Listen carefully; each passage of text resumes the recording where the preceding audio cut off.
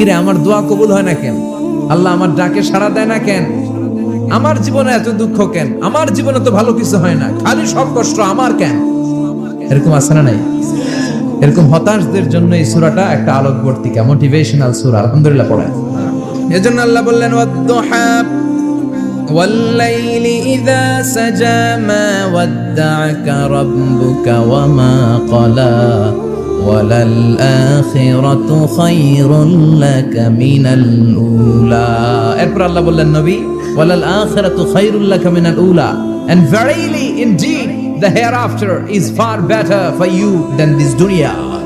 এই দুনিয়ার চেয়ে আপনার জন্য আখিরাতটা অনেক দামি। খায়রুল লাকা মিনাল উলা, এই দুনিয়ার চেয়ে আখিরাতটা অনেক শ্রেষ্ঠ। এতে আল্লাহ বললেন দুনিয়ার চেয়ে আখিরাত শ্রেষ্ঠ, আর এক আয়াতে আল্লাহ বললেন দুনিয়ার চেয়ে আখিরাত হলো স্থায়ী। ঠিক কি না?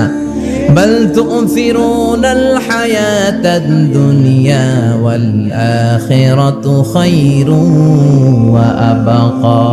তোমরা দুনিয়ার জীবন নিয়ে পাগল পাড়া হয়ে থাকো, আল্লাহ বললেন দুনিয়ার জীবনের চাইতে আখিরাতের জীবন শ্রেষ্ঠ এবং স্থায়ী। ঠিক কি না? কার কথা? দুনিয়া স্থায়ী না আখিরাত স্থায়ী? দুনিয়া শ্রেষ্ঠ না আখিরাত শ্রেষ্ঠ? কিন্তু আমরা কোনটার পিছনে দৌড়াই? খালি দুনিয়া দুনিয়া। দুনিয়া কে মজা লে লো, দুনিয়া তোমারি है, কিন্তু জান্নাত কে মজা লে লো, জান্নাত তোমারি है, ওইটা কয় না? আছে না নাই? দুনিয়ার পেছনে পাগল হয়ে আমরা পড়ে থাকি। এই দুনিয়ার জীবনটা একটা মায়াজাল, এটা একটা মরিচিকা।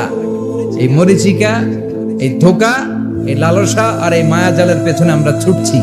ছুটতে ছুটতে হুট করে একবার কবরের ভিতরে ঢুকতে হবে। কথা বলেন, তখন আমাদের টনক নড়বে। এজন্য দুনিয়া মুমিনদের জন্য শ্রেষ্ঠ আর স্থায়ী জায়গা নয়।